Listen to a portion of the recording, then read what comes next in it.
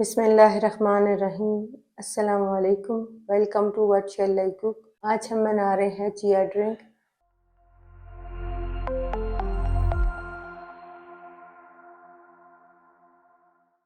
और उसके लिए हमने 1 गिलास सादा पानी, 1 टेबलस्पून चिया सीड, 1 नींबू का रस, 1 टेबलस्पून शहद।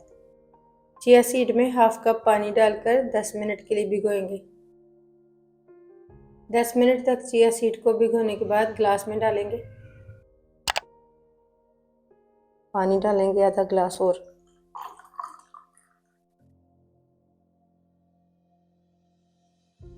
नींबू का रस डालेंगे। शहद डालेंगे।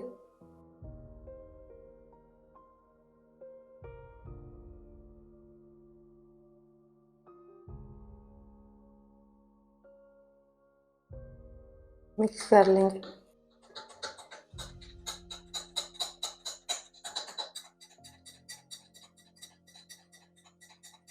अल्हम्दुलिल्लाह चिया ड्रिंक तैयार है। आपको ये रेसिपी कैसी लगी कमेंट्स में बताइएगा।